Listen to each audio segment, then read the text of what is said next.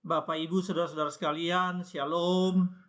Beberapa hari yang lalu saya diundang untuk membawakan renungan di salah satu di persekutuan alumni Institut Pertanian Bogor. Nah, saya bersyukur bahwa alumni IPB sejak 30 tahun yang lalu, bahkan lebih 40 tahun yang lalu sampai sekarang ini masih setia dalam persekutuan, dan ada beberapa persekutuan yang dilakukan secara rutin. Dan kemudian kelompok alumni ini salah satunya mengundang saya untuk sharing dengan teman-teman alumni Kristen IPB ya, dalam persekutuan tersebut. Saudara-saudara semua, firman Tuhan yang diminta untuk saya sharing yaitu bagaimana sebagai orang Kristen, sebagai orang percaya, sebagai orang yang telah menerima berkat anugerah keselamatan dari Tuhan, tidak berhenti, tidak diam ketika telah menerima anugerah itu, tetapi justru sebaliknya harus sangat aktif di dalam kehidupan mereka ya, sebagai saksi-saksi Tuhan, baik yang secara pasif dalam kehidupan sehari-hari maupun aktif di dalam memberitakan kabar baik atau kabar keselamatan. Itu kira-kira tema yang diberikan, yang diminta untuk saya menguraikan, dan saya mengambil perikop dari Filipi pasal 2 ayat 12 sampai 18. Nah, kita akan membaca ayat-ayat ini, Bapak Ibu Saudara-saudara sekalian. Judulnya itu perikop ini surat Paulus kepada jemaat di Filipi, dengan judul perikopnya "Tetaplah kerjakan keselamatanmu". Demikian bunyinya.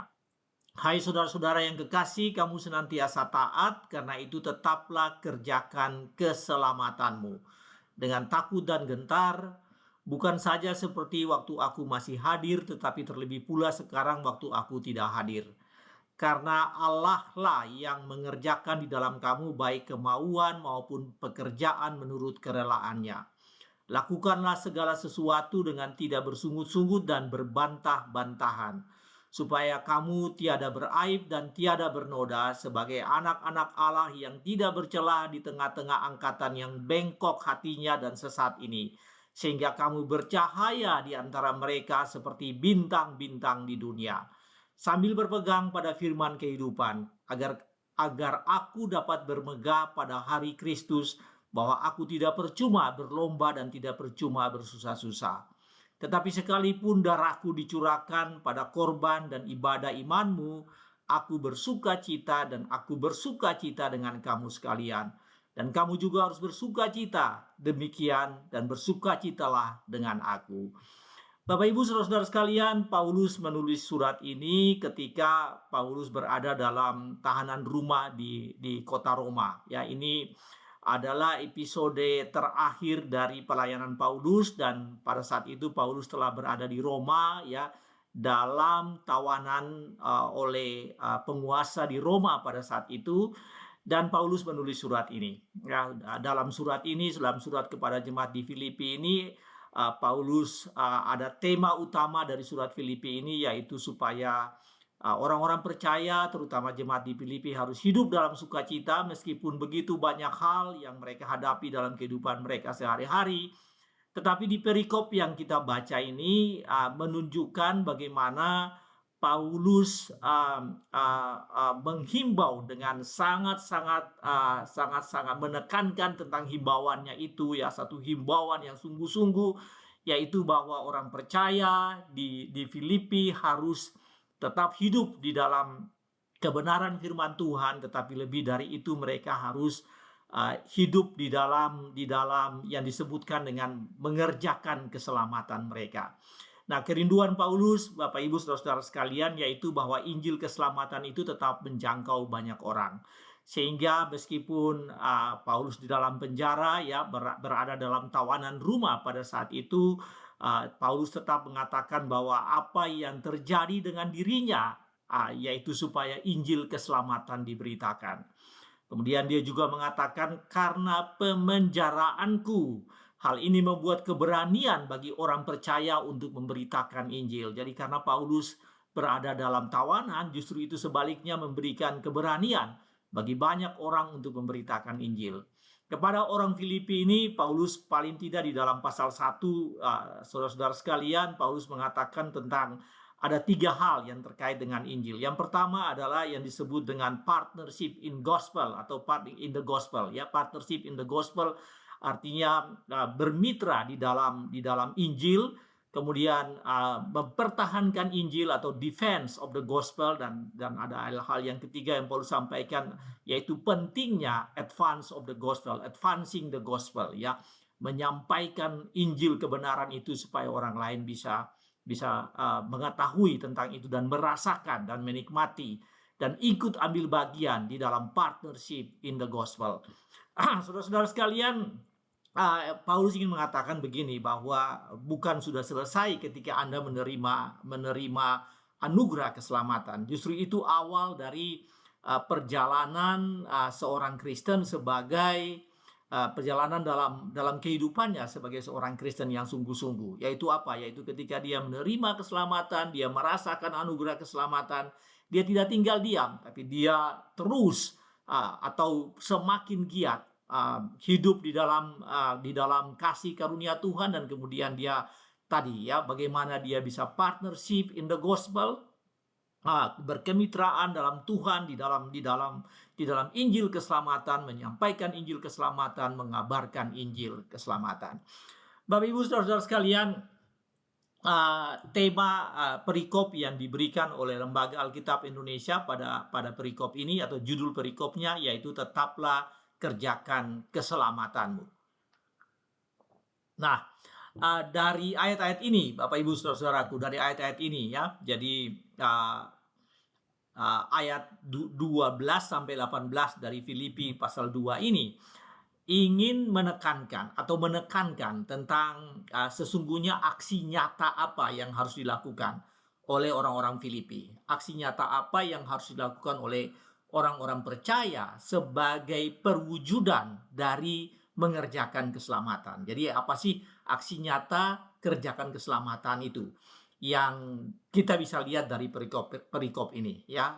Filipi pasal 2 ayat 12 sampai 18. Bapak Ibu saudara sekalian, yang pertama di sini dikatakan bahwa kerjakan keselamatan adalah satu investasi yang menghasilkan yang disebut dengan everlasting and large impact, ya. Jadi mengerjakan keselamatan itu tidak sekedar hidup, ya, tidak sekedar dalam tanda petik saat ini mungkin kita sebut kita hidup dalam pelayanan, tidak sekedar begitu, tetapi adalah satu investasi, ya, satu investasi. Nanti saya akan jelaskan tentang hal itu. Tetapi investasi untuk menghasilkan yang disebut dengan dampak yang kekal dan besar, ya. Kekekalan dampak, dan dampak itu satu dampak yang besar. Saudara-saudara sekalian, 3 kali di dalam perikop ini ada kata atau kalimat atau frasa yang terkait yang kata dasarnya itu kerjakan, ya. Jadi di ayat 12 dikatakan tetaplah kerjakan keselamatanmu. Kemudian di ayat 13 mengatakan mengapa demikian? Karena Allah yang mengerjakannya di dalam kamu. Jadi kamu harus mengerjakan keselamatan karena Allah yang mengerjakan di dalam kamu. Kemudian juga di dalam ayat 13 dikatakan baik kemauan maupun pekerjaan menurut kerelaannya. Jadi baik itu keinginan atau kemauan dari Allah sendiri, tetapi juga pekerjaan menurut kehendaknya. Jadi saudara-saudara sekalian, begitu penting apa yang disebutkan dengan tetaplah kerjakan keselamatanmu. Apa artinya tetaplah kerjakan keselamatanmu? Itu artinya bahwa tidak berhenti, ya, continue to walk, not stop. Jadi harus jalan terus. Maka itu ada kata tetaplah. Tetaplah ini mengandung makna tidak berhenti. Tidak bisa seseorang berhenti mengerjakan keselamatannya. Paulus mengatakan ini harus sesuatu yang konsisten dan sesuatu yang persisten. Kendati begitu banyak tantangan, begitu banyak hambatan, kamu harus hidup dengan tetap mengerjakan keselamatanmu. Saudara sekalian, kalimat yang digunakan di sini adalah atau frasa yang digunakan di sini adalah tetaplah kerjakan keselamatan. Nah, ini suatu desakan, satu perintah atau satu desakan karena urgensi, karena begitu penting ya kehadiran orang-orang percaya, murid-murid Kristen di dalam dunia ini, dan karena itu mereka harus hidup sebagai saksi-saksi Allah, dan karena itu mereka harus mengerjakan keselamatan. Jadi ada urgensi. Dan berarti tidak boleh diam mengingat kondisi atau lingkungan, maka tidak boleh diam, tetaplah kerjakan keselamatanmu.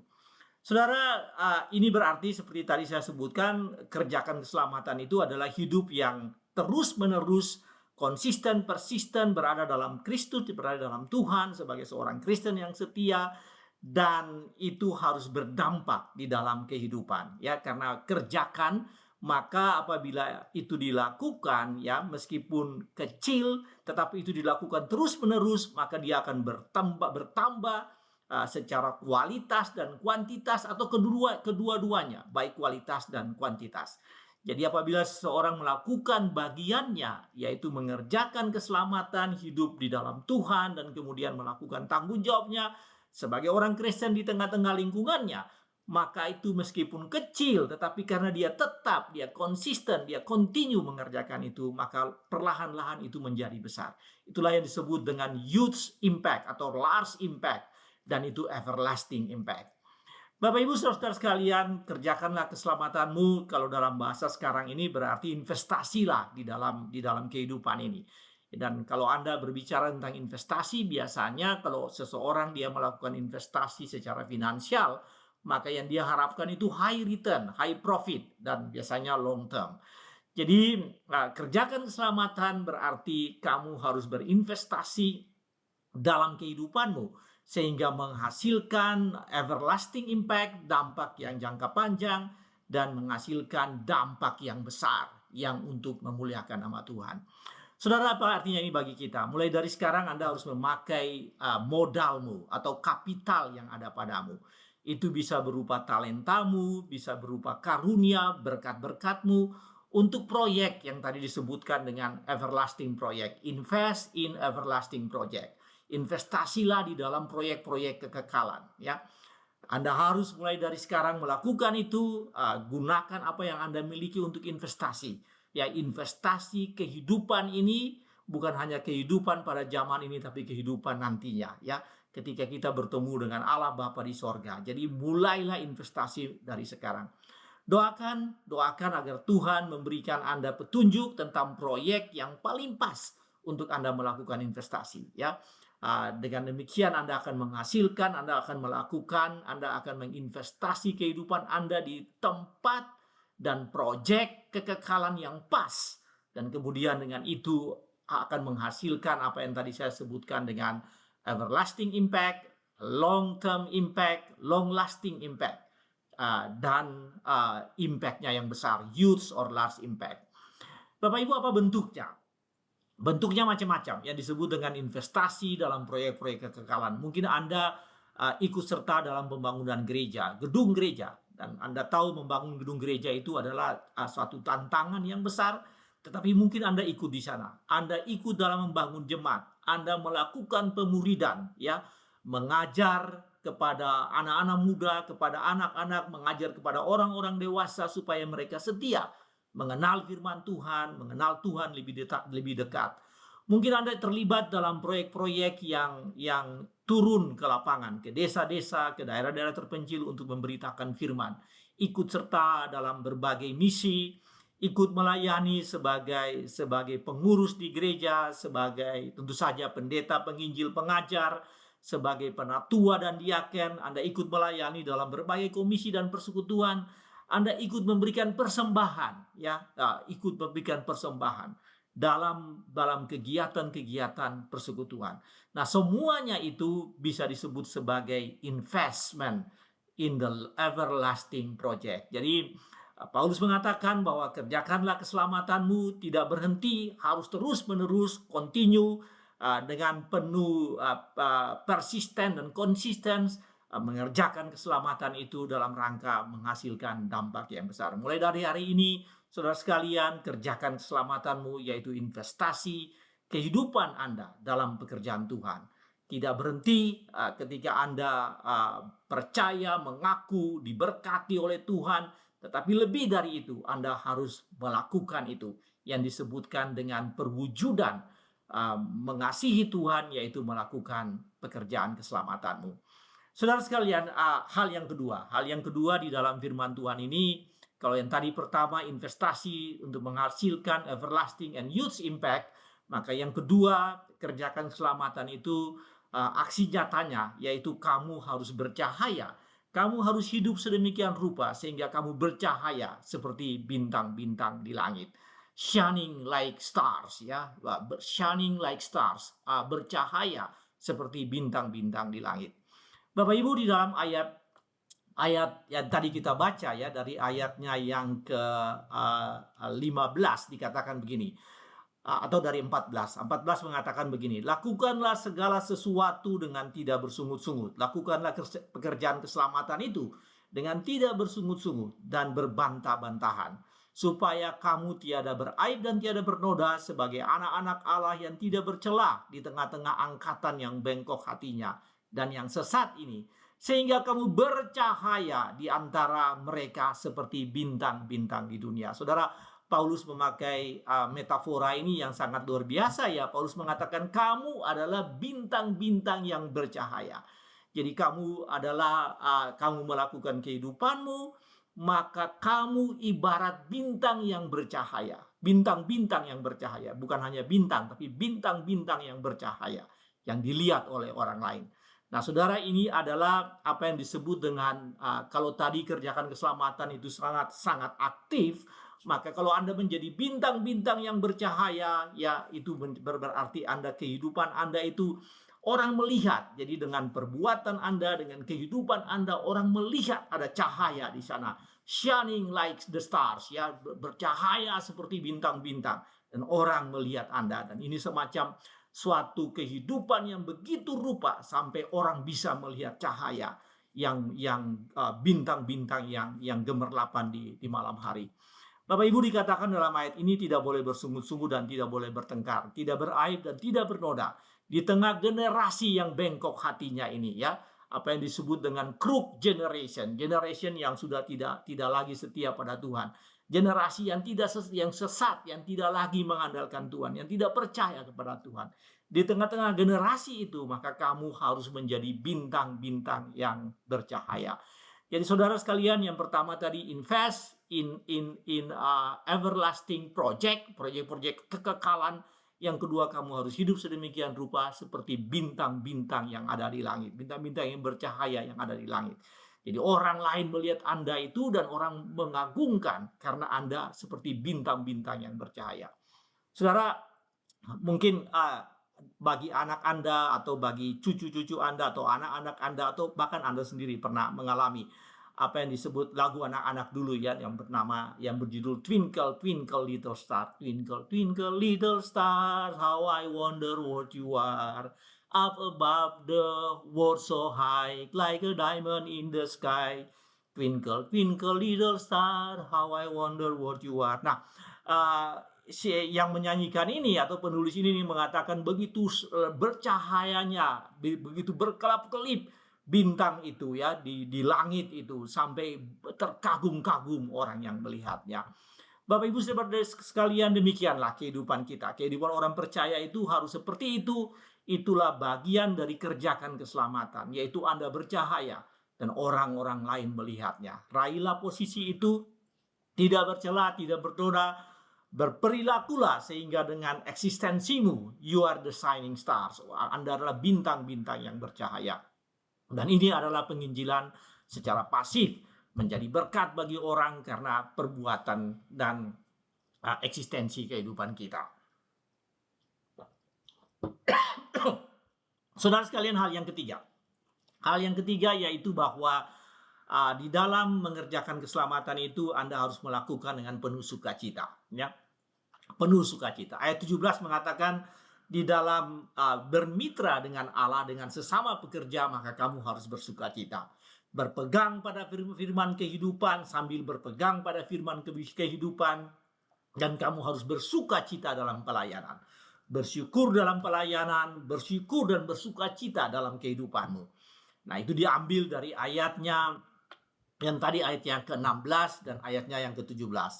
Saya ingin membacakan itu buat kita. Sambil berpegang pada firman kehidupan, agar aku dapat bermegah, Paulus dapat bermegah pada hari Kristus, bahwa aku tidak percuma berlomba-lomba dan tidak percuma bersusah-susah menyampaikan firman Tuhan kepada kalian, kepada kamu orang-orang Filipi.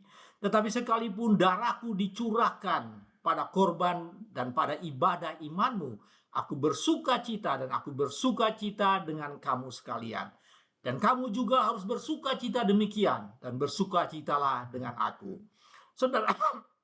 Saudara sekalian, Paulus menulis surat ini kan dia sedang dalam tawanan.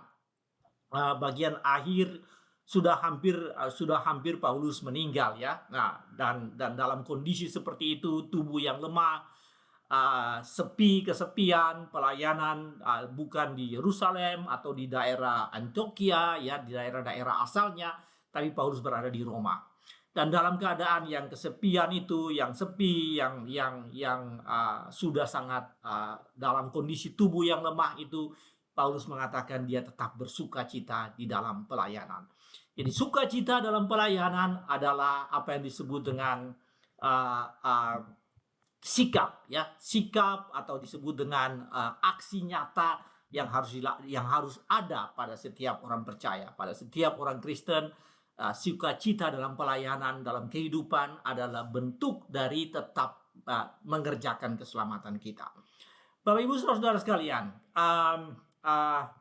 saya mau ceritakan pengalaman saya. Salah satu saat, ya, sekian tahun yang lalu, mungkin sekitar 20 tahun yang lalu, ya. Sekitar 20 tahun yang lalu saya diundang bersama dengan ada 2 rekan saya dari Bogor, ya. Kami diundang untuk mengajar di salah satu universitas di Ho Chi Minh City, dekat dengan Ho Chi Minh City, namanya Kento University, kota Kento University.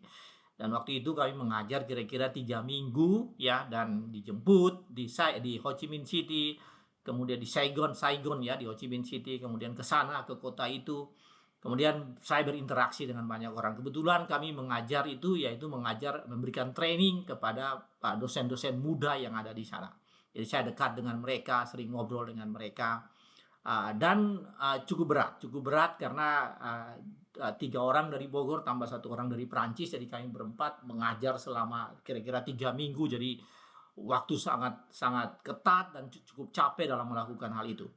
Nah, yang saya cukup kaget ketika selesai mengajar di hari penutupan, ketika kesan-kesan dari para peserta, mereka mengatakan begini, mereka senang sama Victor, sama saya, karena sepertinya saya itu tidak pernah sedih. Jadi mereka melihat bahwa pancaran wajah saya itu seperti selalu sukacita.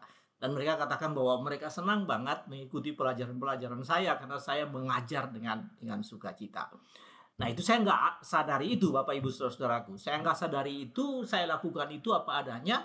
Tetapi memang kalau kita melakukan pekerjaan yang berat dengan penuh sukacita, maka hal-hal yang berat itu kita tidak terasa, ya. Ada satu lagu yang disebutkan yang judulnya Sukacita Melayani, ya. Bukan pada harta yang fana sukacita itu bertumbuh, tapi sungguh takkan percuma bila melayani Tuhanku. Bukan pada harta yang fana sukacita itu bertumbuh, tapi sungguh takkan percuma bila melayani Tuhanku. Saudara sekalian, bersukacitalah melihat pekerjaan pelayanan yang dilakukan oleh orang lain. Kamu harus bersukacita karena kamu melakukan pelayanan, tetap dalam melakukan pelayanan dalam kehidupan sebagai orang Kristen. Tetapi kamu juga harus bersukacita apabila kamu melihat kemajuan pelayanan yang dilakukan oleh orang lain, oleh organisasi lain. Kita harus turut bersukacita. Lakukan pelayananmu sendiri dengan sukacita, tapi juga bersukacita karena firman Tuhan dikerjakan secara massal, secara partnership, secara kemitraan oleh banyak orang. Jangan menerima pekerjaan atau tugas tanggung jawab kemudian Anda melakukan itu dengan terpaksa. Tapi melakukan semua tugas-tugas pelayananmu, tugas-tugas kehidupanmu di gereja, di tengah-tengah masyarakat dengan penuh sukacita. Saudara, sebagai kesimpulan atau oleh-oleh yang bisa Anda bawa dalam kehidupan Anda. Anda nggak boleh jadi orang Kristen yang pasif. Anda harus aktif dengan menggunakan semua bakat, talenta, berkat-berkat, terutama berkat finansialmu, berkat-berkat lain yang ada padamu untuk mengerjakan keselamatanmu. Dan pekerjaan keselamatanmu itu kamu harus berpikir bahwa ini adalah investasi kekekalan. Investasi kekekalan, everlasting investment, yang hasilnya nanti Anda akan terima abadi, secara abadi. Mungkin Anda berkata, saya masih muda, nanti sajalah kalau saya sudah senior atau saya sudah cukup punya bekal dalam kehidupan ini secara finansial, secara sosial, baru saya akan mengerjakan keselamatan. Nggak bisa, Anda boleh mengatakan seperti itu. Nggak bisa Anda mengatakan seperti itu. Anda tahu bahwa rasul-rasul, murid-murid Tuhan, dan kemudian mereka menjadi rasul-rasul yang memberitakan firman Tuhan, mereka dipanggil untuk melayani Tuhan ketika mereka masih dalam usia produktif. Ya, sangat produktif. Mereka dipanggil dan untuk melayani Tuhan pada usia-usia yang produktif. Anda juga yang masih muda, yang masih produktif, investasilah dalam proyek-proyek kekekalan. Dan jangan berhenti mengerjakan keselamatanmu. Anda mungkin berkata, saya sudah terlalu senior, sudah usia pensiun, sudah PKLU, sudah orang tua, sudah nggak punya kemampuan, tenaga, ya, kesempatan juga sudah berkurang. Tidak bisa Anda mengatakan seperti itu. Sekarang waktunya untuk Anda istirahat, Anda nggak bisa mengatakan seperti itu. Kalau Anda mengatakan seperti itu, berarti Anda stop mengerjakan keselamatan. Padahal Paulus tadi mengatakan bahwa kerjakanlah keselamatanmu. Tidak boleh stop, kerjakanlah keselamatanmu. Anda tidak boleh berhenti mengerjakan keselamatan. Meskipun sudah sangat senior, harus tetap mengerjakan keselamatan. Gereja persekutuan orang-orang percaya di Indonesia ini membutuhkan partisipasi Anda. Paling tidak Anda bisa bergumul setiap saat dalam doa Anda, dalam doa syafaat Anda, mendoakan pekerjaan-pekerjaan yang besar itu yang ada di sekitar Anda, terutama di Indonesia ini. Jadi saudara sekalian, kerjakanlah keselamatanmu. Tidak boleh berhenti, hasilkan impact yang besar, jadikanlah hidup Anda sebagai shining star, ya, bintang yang bernyala-nyala, yang berkelap-kelip di tengah-tengah kegelapan, dan lakukanlah itu semua dengan penuh sukacita. Tuhan berkati saudara semua. Amin.